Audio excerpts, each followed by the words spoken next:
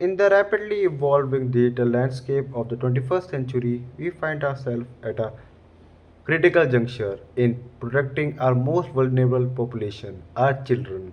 The internet, once heralded as a revolutionary tool of connection and knowledge, has become a battleground where predators lurk in the shadow of digital anonymity, targeting the innocent and vulnerability of our youth. Today, I stand before you to shed a light on the crisis that threatens to the very fabric of our society, the sexual exploitation in the digital realm. This is not a technological problem, it's a profound moral challenge that demands our immediate and uncompromising attention. Let me start a picture of reality we face. In an age of unprecedented connectivity, child sexual abuse material (CSAM) has become widely available in India and in many countries, or we can say in any country which has internet. Unlike the consensual production of adult content, the exploitation of children is universally recognized as a heinous crime, as it transcends cultural and geographical boundaries. The methods of exploitations have evolved. What begins with the physical photographs and magazine has transformed into a complex digital ecosystem of abuse.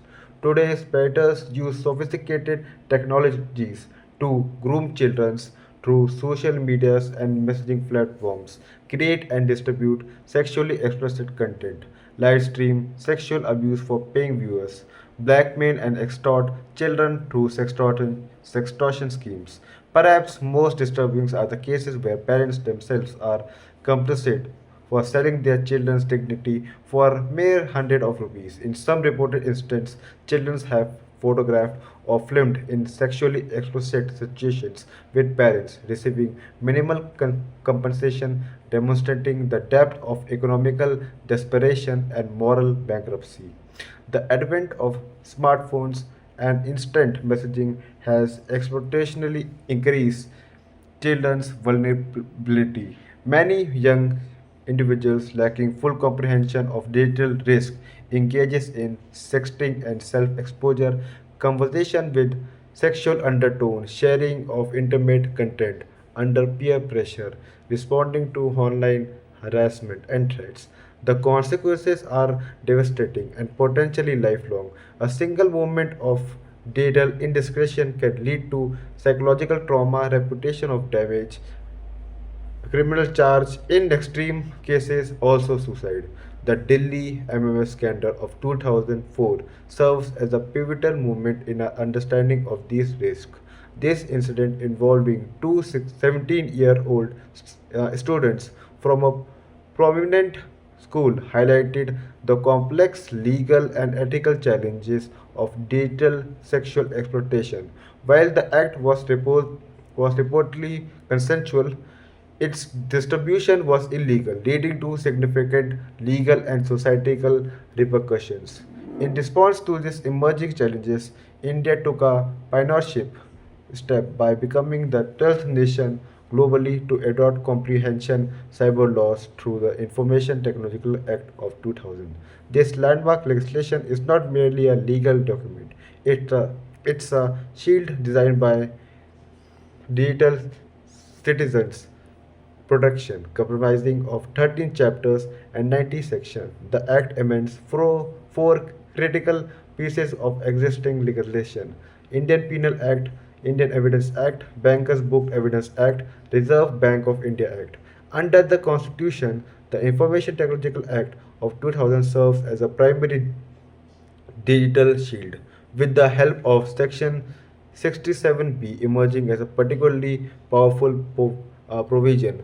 This section provides a punishment for publishing sexually explicit material involving children, downloading or transmitting child pornography, digital activity with sexually exploit minors. Moreover, Section 354A and 354D of the Indian Penal Code complement their protection by addressing cyberbullying and cyber stalking, creating a comprehensive legal framework that leaves no digital loophole unexplored.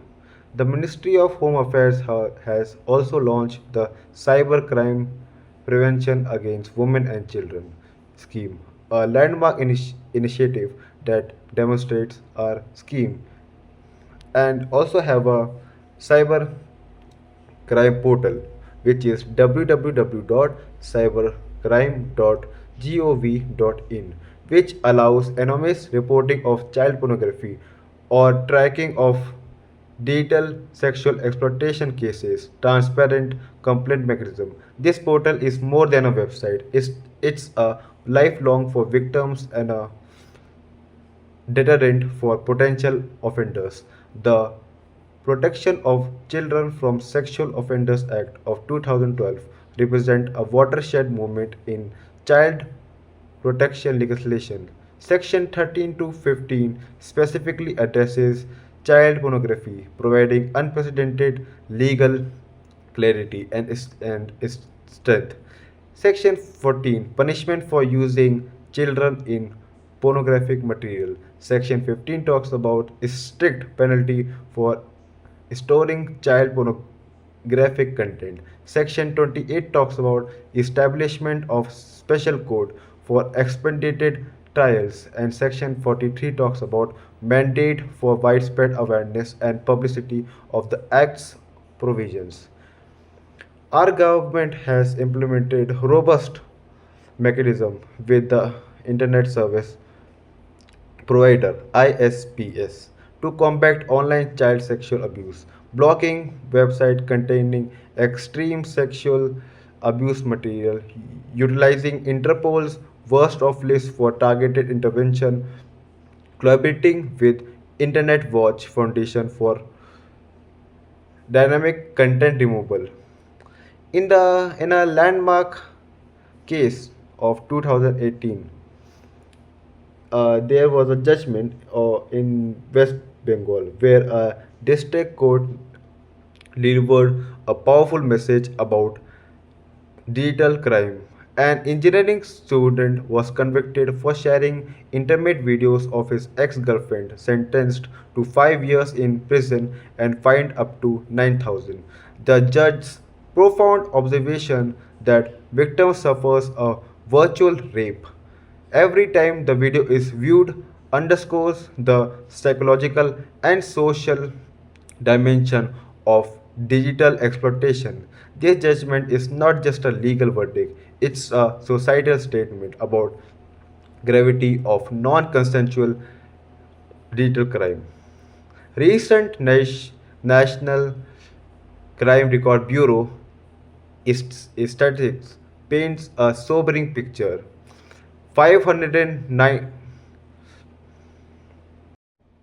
In navigating the complex landscape of digital child protection, we find ourselves at a crucial intersection of technology, law, and social responsibility. The challenges we face in safeguarding our children from digital exploitation demand a multifaceted approach that combines robust legislation, effective enforcement, and proactive prevention measures we can do is digital literacy programs for children and parents. These educational initiatives can be very beneficial for our society, like having awareness campaigns about online risk or having school based programs on responsible internet use or even having age verification system in adult app or having a better content filtering tools. And as a society, we could be counseling service for victims, support networks for affected families, or rehabilitation programs for offenders. So, success in this endeavor requires the active participation of multiple stakeholders like parents and guardians must maintain open communication with children, need to understand and monitor digital activities, should create a safe space for discussing online experiences, a call for action. The protection of our children in this digital age is not just a legal obligation but a moral imperative. While the Information Technological Act provides a strong foundation, its effectiveness depends on our collective commitment to implementation and continuous improvement. We must remember that behind every statistics lies a child's life, dignity, and future. Our response to this crisis will define not just our legal system effectiveness but our social value and priorities. We face these challenges. Let us move forward with determination, combining the power of law with the strength of community action. Only through such unified effort we can create a digital environment where our children can learn, grow, and thrive safely. The path ahead is challenging, but with a continued dedication to strengthening our legal frameworks, enhancing enforcement capabilities, and fostering community engagement, we can build a safer digital future for our children. This is not just an investment in technological or in law enforcement, it is an investment in human future.